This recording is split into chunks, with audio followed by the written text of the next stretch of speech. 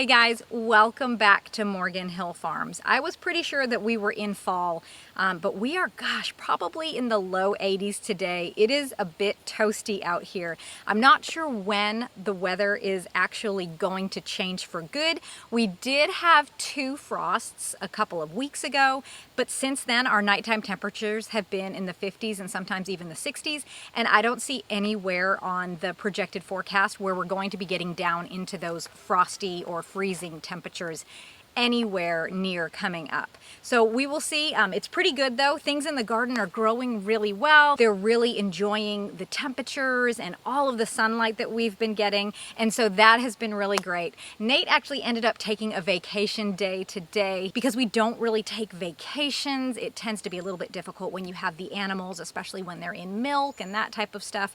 He just sometimes will take a day here and a day there. And today he is going to be working on our pig area. It's almost done. We have a big 50-gallon waterer that we use, and that has been leaking the past 2 years when we've used it. So he's trying to get that to stop leaking, and then tomorrow morning he is going to go and he's going to pick up some pigs for us as well as for some of our friends. Now, because we are in the end of October, the beginning of November, and we're going to be getting our pigs, we will be processing those in April when it's still cool outside, which is really important when you're processing your own animals.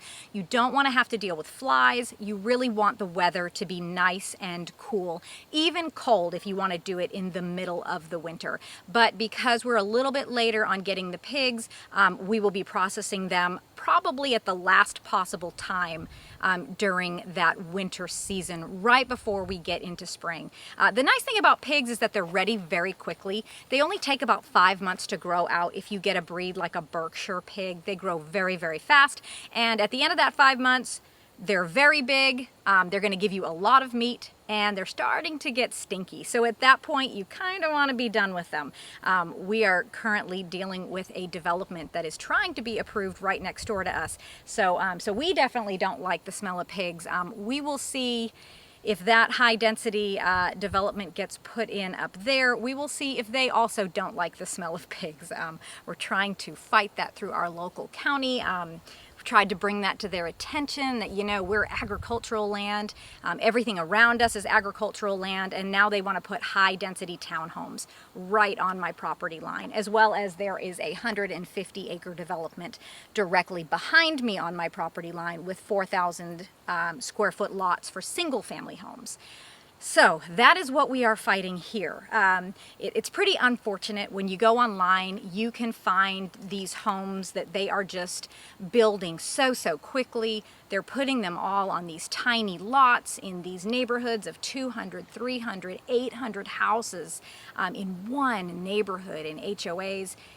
It is so easy to find those homes right now because they're just going up at astronomical rates. But what's difficult to find is property. It's difficult to find a home on maybe, let's say, 2 acres. If you're thinking about a garden, you know, you're thinking about maybe a property that doesn't have restrictions on it as far as animals and agricultural things. Because sometimes when you do find those properties that might have 1 acre or 2 acres, there may be restrictions there where they say, you know, you can't have any type of animals.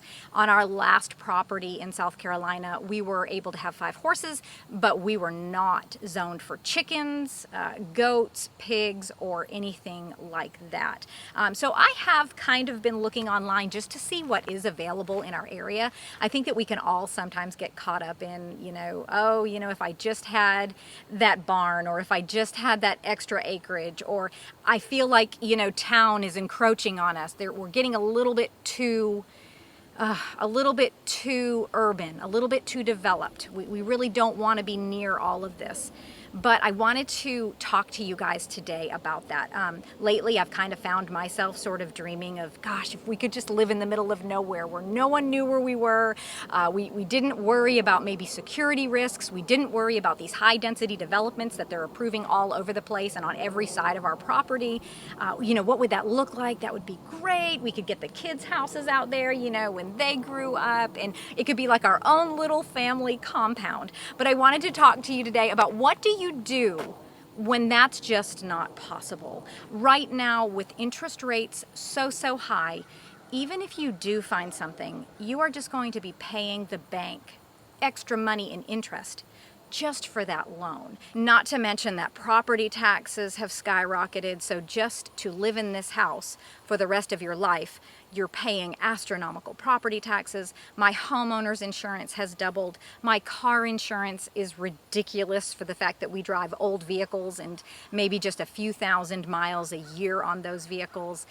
Food costs, fuel costs, just everything is very expensive. So moving to a property or your dream property may be out of your reach right now, but don't fall into that trap of I can't do anything because of where I'm at. I'm going to give you guys some solutions today about what you can do no matter where you are.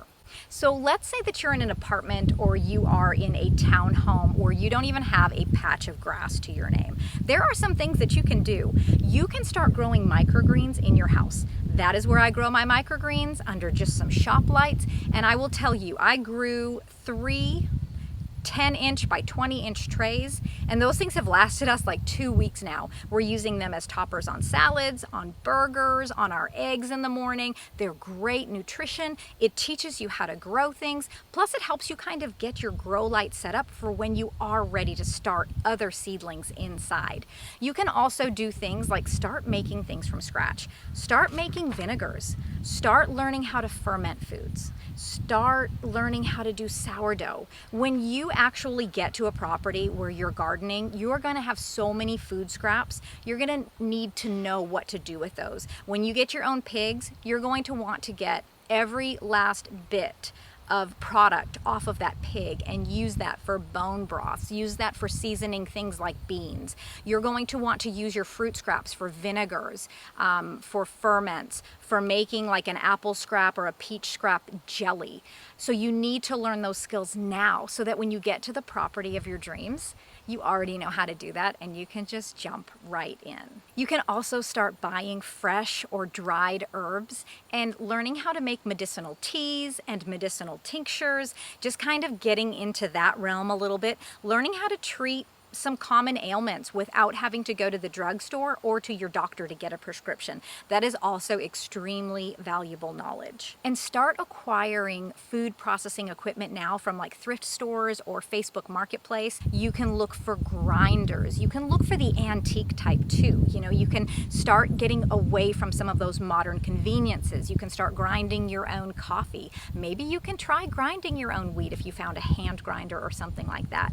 You can also reduce your reliance on things like electricity and gas to heat your home. You know, you can have a little drying rack inside your house and maybe cut down on your use of the dryer. I have also seen where people have kerosene heaters inside their homes. I've not done a lot of research on that, but they did used to use those back in the day to help heat their homes. Also, start changing your mindset now when you go to the grocery store. Try to find items that are single ingredient foods, things that are not processed. This is also going to help you start making your own condiments. You are going to learn new recipes because when you are dealing with a garden and with a homestead, you are bringing in single ingredient foods and you need to know how to use those. There's no sense in growing 200 cabbage if you only know how to make cabbage roll soup, because your family will get tired of it after the first 2 nights. You need to know all of these recipes beforehand so that you can adequately use your time, so that you can be efficient, and so that your family is actually going to consume the food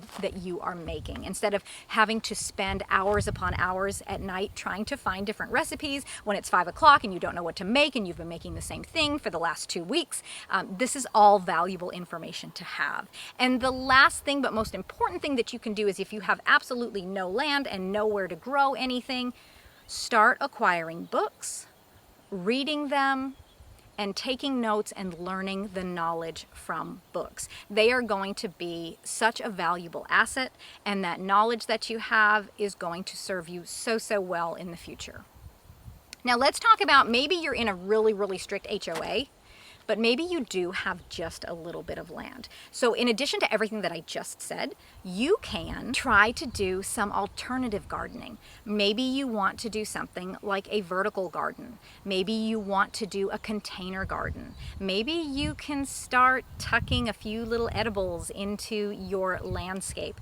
Things like purple cabbage, things like rainbow Swiss chard that people typically will already use in decorative pots and things around this time of year. And no one even knows that those things are edible, but they are.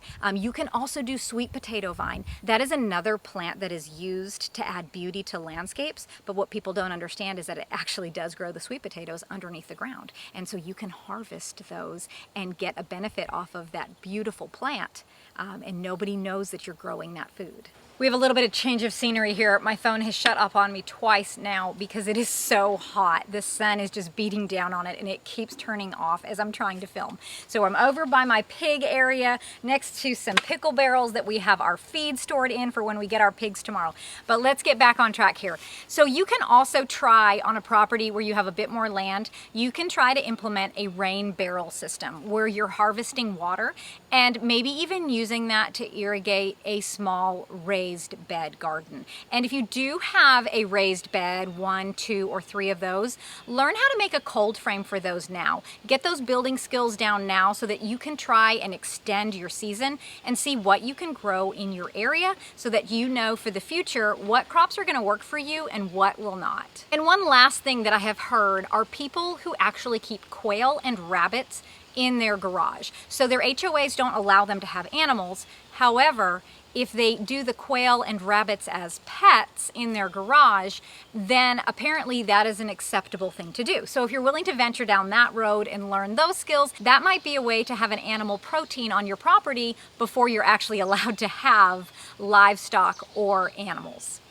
Now let's talk about if you had a little bit more land. At this point, I would recommend on maybe doing something like fruit trees. Those are perennials. You don't have to get the massive full-size fruit trees. You can get some dwarf ones. You can also look into doing other perennials such as your strawberries, blueberries, blackberries, raspberries. Not only are they delicious, but they're going to produce for you year after year with minimal input. You can also do things like asparagus. You can do, Nate's in the background, he's trying to make me laugh right now.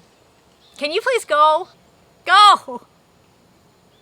You can also do things like asparagus. You can do globe artichokes. There are lots of perennials that you can do, and some perennials that may be perennial in your zone but might not be perennial in a colder zone. So definitely look into that and learn what is going to grow in your area and know what you can put in now and kind of get that established. Also, if you're now allowed to have chickens because you do have a little bit more land, perhaps think about going with a dual purpose breed. So some areas will allow you to just have a few laying hens, but if you get a dual purpose breed, you can get eggs while still having meat birds. So once those roosters grow to about 18 to 26 weeks, you can simply harvest those roosters so that they're not a nuisance to your neighbors, waking them up in the morning and not breaking any codes or ordinances in your area.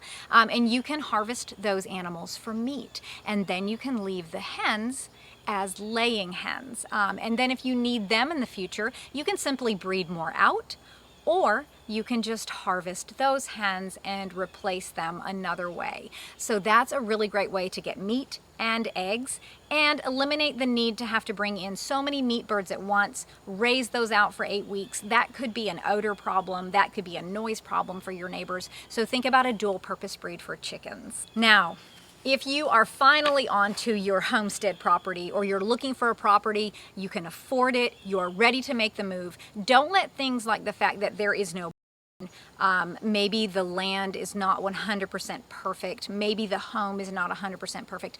Don't let those things stop you from using that property to its fullest extent. So we don't have a barn here, but we do have animals. So we have goats, we have pigs, we have chickens. We could get a cow if we wanted to. We haven't gone that route yet because we have the goats for dairy, but it really would be nice to have some steak. So that may be something in our future. But where do we store all of our hay for the winter? Well, we keep it in the garage. Is it optimal? No, but it's what works for us. And I really don't want to be investing much money into a barn right now, considering the economy. and the not knowing what's going to be happening in the future and where we really should be allocating our funds. I'd rather just kind of keep that right now to the side and not be investing that into other infrastructure. We have built chicken coops. We have built small animal shelters using pallets and fence pickets. We've also used just some 2x4s just to construct some small 6-foot walls, and then we've boarded those with fence pickets, giving a nice layer of hay inside to the animals during the winter. Keeps them just as warm as if they were in a barn.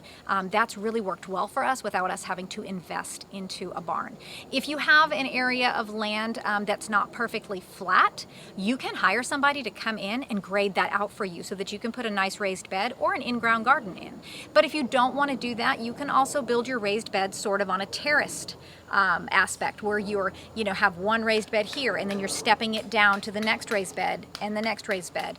That's actually a really great way to go if you have water issues on your property. It's going to help some of those areas shed that water more efficiently. So terracing might be something that you want to do. Also, a lot of people put swales on their properties if they have problems with water or if they want to collect water in certain areas. So don't think that everything has to be flat. Also, don't think that the house has to be perfect. My house is beautiful, but the kitchen is not a homestead kitchen. It is not built for somebody who wants to process their own food, who wants to preserve all their own food, and for a person who is bringing in gallons upon gallons upon gallons of produce every day. It's not built for that. It doesn't have the counter space. It doesn't have areas for me to, use my food processing equipment efficiently. But I'm making it work because that's what we have right now, and that's okay. We're gonna just use what we have, we're going to make it enjoyable, and we're gonna do those things that just, help us to keep moving through this lifestyle and help us to keep acquiring skills and to get further and further along, more self-sufficient no matter where we are. And I encourage you guys to do that too. I hope you guys found this video helpful. I hope that it helps you to see that you don't have to have the perfect property. You don't have to have land. You don't have to have everything just as if you would imagine it. So if those things aren't attainable for you right now, don't let that stop you. Don't let that kind of paralyze you. At least buy some books and start learning. Start doing some of that food processing stuff in your kitchen. We all have kitchens. We all have kids who are eating fruit. We can all cut the slices off the apple and use those cores to make vinegars. We can all start our own sourdough starters with just flour and water. YouTube is a great resource to learn all of these skills, guys. But anyways, thank you guys so much for hanging out with me today. If you have any other recommendations, please leave those down below for everybody who is longing for a homestead but just can't quite make the leap just yet. And I hope you guys are well, and we will see you in the next video.